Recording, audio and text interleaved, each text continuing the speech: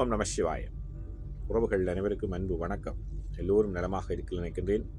எல்லோரும் நலமாக இருக்க வேண்டும் என்று இல்லாமல் இறைவனை பிரார்த்தித்தவனாக வளமை போன்ற ஒரு குரலை காணொலி வடிவிலே பதிவிட்டு வருகின்றேன். அந்த வகையிலே இன்று நாங்கள் காண்க இருக்கின்ற குரல் 1330 குரலிலே 363வது குரலாக அமைய இருக்கின்றது. நல்லொரு குரலாகவும் நல்லொரு உரைகளாகவும் அமைய இருக்கின்றது.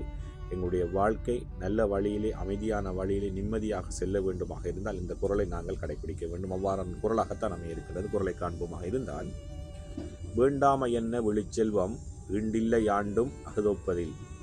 வேண்டாம என்ன விழிச்செல்வம் ஈண்டில்லை ஆண்டும் அதொப்பதில் என்பதாக அமைந்திருக்கின்றது. இதற்கான முதலாவது உரையை நாங்கள் பார்ப்போமாக இருந்தால், அவா அற்ற நிலைமை போன்ற சிறந்த செல்வம் இவ்வுலகில் இல்லை, வேறு எங்கும் அதற்கான நிகரான ஒன்று இல்லை. ஆசை இல்லாத, பேராசை இல்லாமல் நாங்கள் இருப்போமாக இருந்தால் அதை போல் ஒரு செல்வம் இந்த உலகத்தில் இல்லை, அதற்கு நிகரான செல்வம் எங்கும் இல்லை என்பதாக முதலாவது உரை அமைந்திருக்கிறது. அதே போன்றுதான் வேண்டாம என்ன விழிச்செல்வம் ஈண்டில்லை ஆண்டும் அகதொப்பதில் என்ற குரலுக்காக கலைஞர்களும் சற்று வித்தியாசமான ஒரு உரையை தந்திருக்கின்றார்கள். அதை பார்ப்போமாக இருந்தால், தீமை விளைவிக்கும் ஆசைகளை வேண்டாமென்று புறக்கணிப்பதை போன்ற செல்வம் இங்கு எதுவும் இல்லை, வேறு எங்கு கூட அத்தகைய ஒப்பற்ற செல்வம் இல்லை என்றே கூறலாம் என்பதாக அமைந்திருக்கிறது. அதாவது, எங்களுடைய வாழ்க்கைக்கு தீமை விளைவிக்கக்கூடிய ஆசைகளை நாங்கள் திறந்து விட்டோமாக இருந்தால், பற்றற்றவர்களாக இருப்போமாக இருந்தால், அதை போல் ஒரு செல்வம் இந்த உலகத்தில் இல்லையா, அதற்கு ஒப்பான செல்வம் வேறு எங்கும் இல்லை என்று தான் கூற முடியும் என்பதாக கலைஞருடைய உரை அமைந்திருக்கின்றது.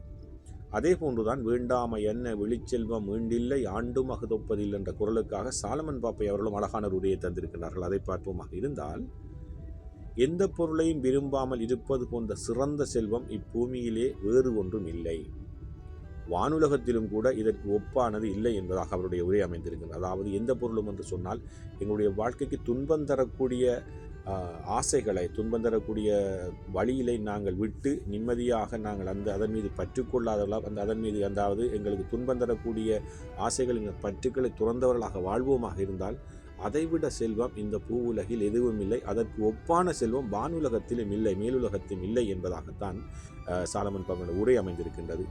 உண்மையிலேயே எங்களுடைய வாழ்க்கையிலே நாங்கள் ஆசைகள் கூடுகின்ற பொழுது எங்களுக்கு நிம்மதிகள் இழந்து போகிற, துன்பங்கள் கூடுகின்றது.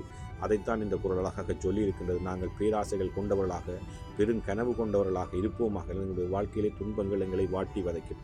அந்த துன்பங்கள் இல்லாமல், பேராசை இல்லாத வாழ்க்கையை நாங்கள் வாழ்வோமாக இருந்தால், அதற்கான ஈடுகிணையான செல்வம் வேறு எதுவும் இல்லை, நிம்மதியானது வாழ்க்கையாக இருக்கும் என்பதைத்தான் இந்த குரலாக சொல்லி, அதுக்கு ஈடுகிணையான செல்வம் மேலுலகத்திலும் இல்லை என்பதாக தன்னுடைய குரல் அழகாக சொல்லியிருக்கின்றது.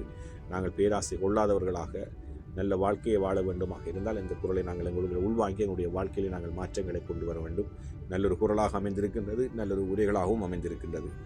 வேண்டாம என்ன விழிச்செல்வம் ஈண்டில்லை ஆண்டும் அகதொப்பதில் என்பதாக அமைந்திருக்கின்றது. எல்லோருக்குள்ளும் மாற்றத்தை ஏற்படுத்தும் நினைக்கிறேன். ஓம் நம சிவாய. நன்றி, வணக்கம். அடுத்த குரலை சந்திக்கலாம்.